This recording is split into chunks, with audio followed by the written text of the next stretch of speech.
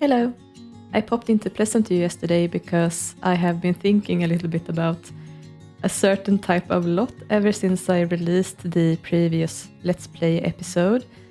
And that is a combined gas station with a record store. And what inspired this was really Dustin Broke's outing with Sandy Bruty. Because, it is a little bit sad, but the hottest woohoo spot or sort of where my Sims currently go when they are having illicit affairs is the local health center and that hot tub that they were hanging out in. And it is a little bit sad. It is also a little bit risky. It's in the public view, anyone can walk past there, and it is a lot that a lot of Sims in my neighborhood frequents. There's a lot of Sims who enjoy working out after all, and anyone can just walk in on people having affairs in there. So I've been thinking a little bit about how to sort of resolve that, and I ended up making an even sadder lot for them to go visit in the end.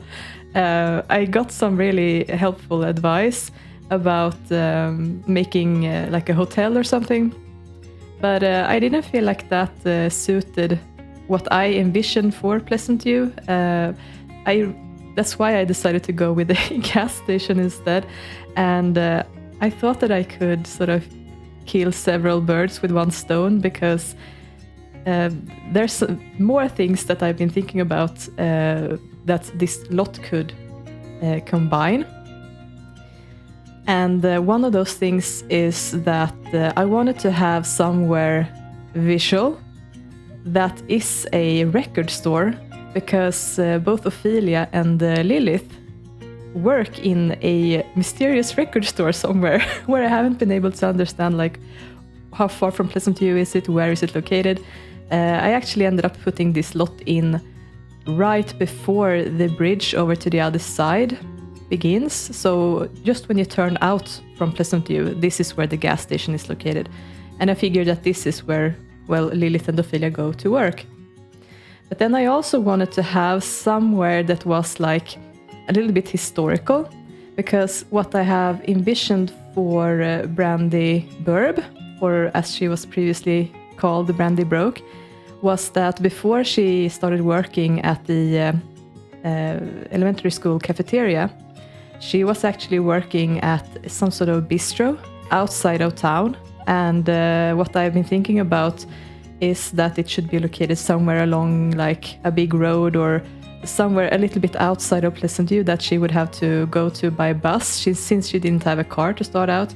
And this lot is actually sort of made so that it in the past could have been a bistro that has been remodeled into a gas station and record store. So what I was thinking when I built this was that, this sort of long space was opened up before and it contained a bistro, but then when that business was run down and they had to close down, this was sold to the gas station company, and they split the room up so that the second business could move into the other space.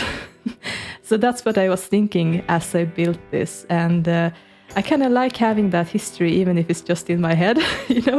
that is where this lot came from before. And it's possible that it was also combined with a gas station before as well. Certainly there's a lot of people with cars in Pleasantview. Of course, they have to fill up the tank somewhere. Even if this is a little bit outside of town as well, I think that this has been here for a long time. So that makes sense to me.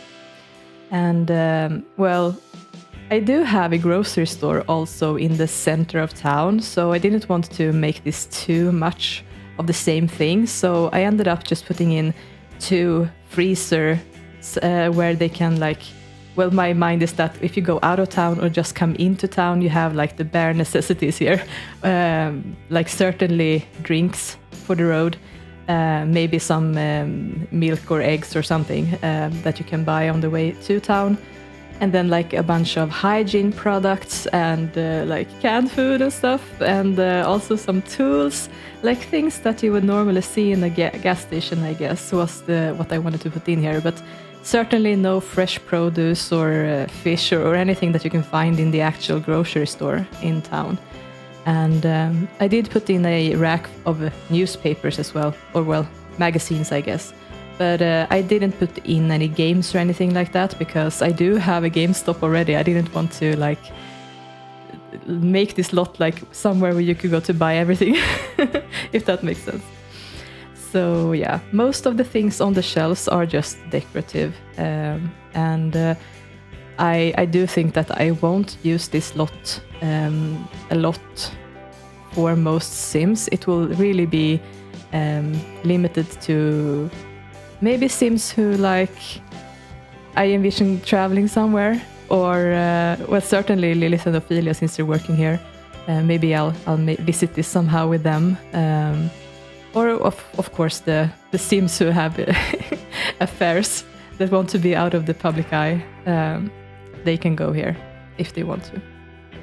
So there's a lot of concrete, a lot of asphalt around here. And I wanted to put in these decorative parking spaces besides the gas pumps, because they're gonna change out the cars every time I go to this lot. So every time that someone goes here, sometimes there will be a car parked in front of the pump, sometimes there won't be any. And I like that, sort of the feeling of things changing around and things actually moving on the lot, rather than just putting down like decorative cars.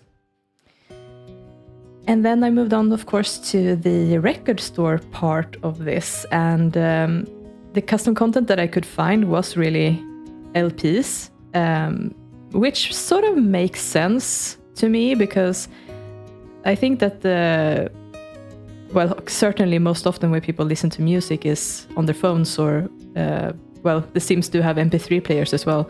But yeah, CDs, I'm not sure if that would make much sense. So this is sort of like a historical thing, or well, collector's store, I guess. And there are plenty of people in Pleasantview that actually have these sort of LP record players in their homes as well. And I think that Dirk sells some of those as well in his electronics store. So I think it makes more sense anyway, like this.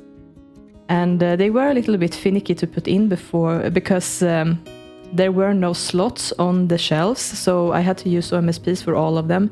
And I found out that the bottom rows could take a number 1 pretty well, and the second row was a number 9, I think, and then the top row was number 3. So that looks pretty well to me. But I also had to turn snapping to grid off, because even if I had the quarter tile placement on, it didn't really want to go where I wanted them, so that was also necessary.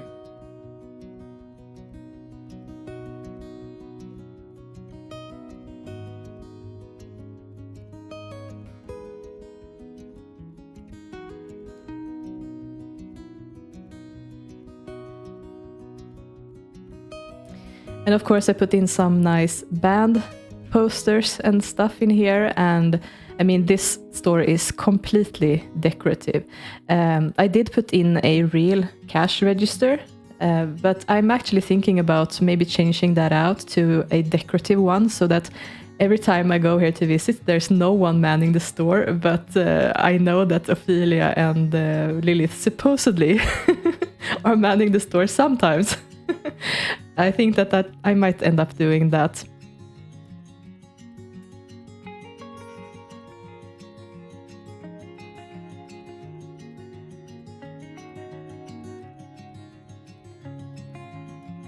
And then I also fiddled around here with the decorative parking slots, and what I found out was that apparently the white line colors weren't recolorable, but if I started out having the yellow recolor, then it was recolorable. So it was a little bit finicky to figure out how to remember where I put them when I turned them invisible, so that they were still lining up. But that's a neat trick to use, to first recolor them in yellow, and then you can just recolor them invisible, and it will work.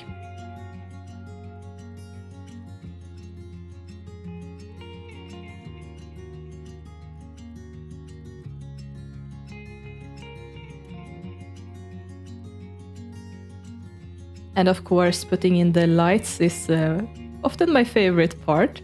I really enjoyed like how things turned out, especially in this slot with the lights on at night, because we have all the colored lights, the neon, and then the everything just lights up really prettily, and it combines really well also with the graffiti and things. I think that if possible, this lot looks pretty nice at night, even if it's really run down and grimy and, you know, probably not the nicest place to hang out. But somehow it's easier to forget all about that when it's dark and you see all the lights. So this is what it turned out like, and yeah, as I said, I don't think I will be using this a lot, but it's a nice thing to have for when those moments show up, and for having the logical connection to where Lilith and Ophelia actually work. Thank you so much for watching. Bye!